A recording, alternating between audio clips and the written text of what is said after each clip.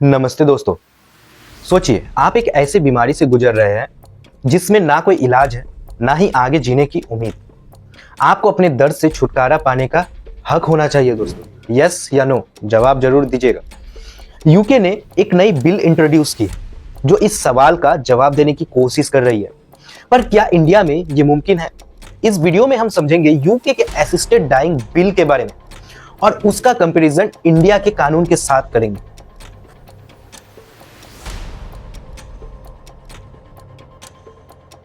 तो चलिए दोस्तों आगे बढ़ते हैं। Introduction to the topic. UK के हाउस ऑफ कॉमन्स ने अभी हाल ही में टर्मिनली इल एडल्ट्स के लिए that means end of life bill पर वोट किया है। अगर ये पास हो जाता है तो टर्मिनली इल पेशेंट्स को अपने जीवन का अंत करने के लिए मेडिकल असिस्टेंस लेने का ऑप्शन मिलेगा।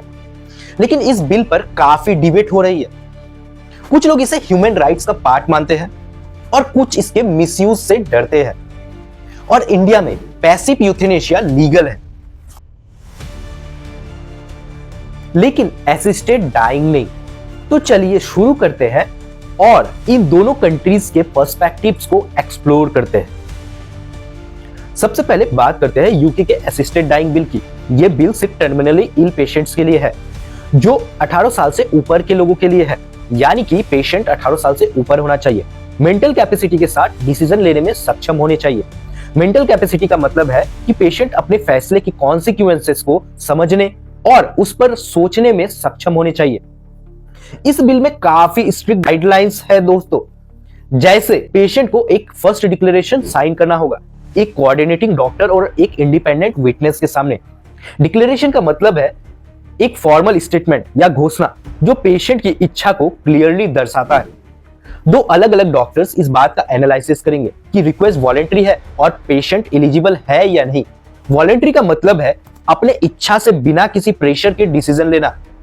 इसके बाद हाई कोर्ट ऑफ जस्टिस भी अप्रूवल देगी जिसमें पेशेंट और डॉक्टर से सवाल जवाब किया जा सकता है।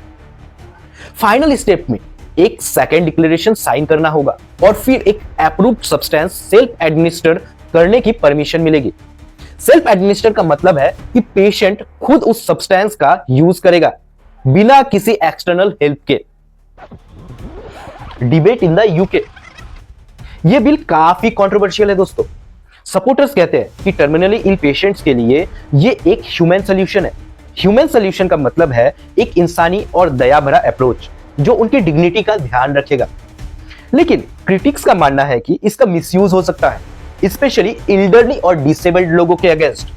वल्नरेबल लोग का मतलब है जो लोग असुरक्षित हैं या जो आसानी से किसी के प्रेशर में आ जाते हैं।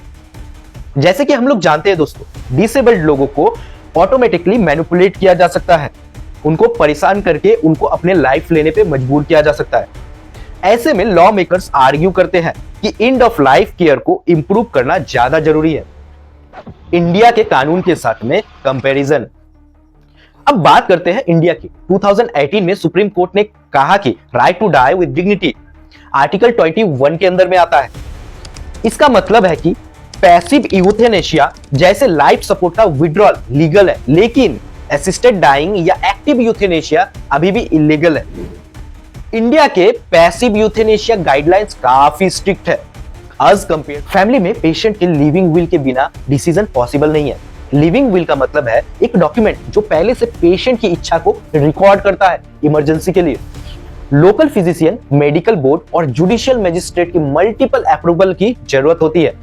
जुडिशियल मजिस्ट्रेट एक लीगल अथॉरिटी है जो इंश्योर करता है कि प्रोसेस सही तरीके से फॉलो किया जा रहा हो।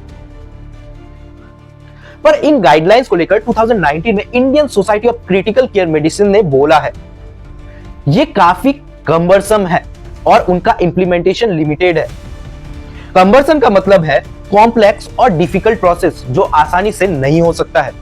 इसी वजह से मैं इस टॉपिक के स्टार्ट होने से पहले ही कहा हूं, हमारा इंडिया का गाइडलाइंस यूके से ज्यादा स्ट्रिक्ट है। तो ये सवाल उठता है, क्या इंडिया में असिस्टेड डाइंग लीगल होनी चाहिए? अगर हां, तो क्या वल्नरेबल लोगों के लिए सेफगार्ड्स बना पाएंगे? और अगर ना, तो क्या हम टर्मिनली इल पेशेंट्स के दुख को इग्नोर कर रहे हैं?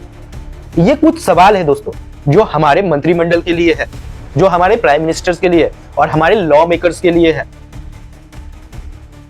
यूके का असिस्टेड डाइंग बिल एक बड़ा मोरल और लीगल डिलेमा रेज करता है और इंडिया के पैसिव यूथेनेशिया गाइडलाइंस को भी रिफॉर्म की जरूरत है जिससे उनका इंप्लीमेंटेशन प्रैक्टिकल हो।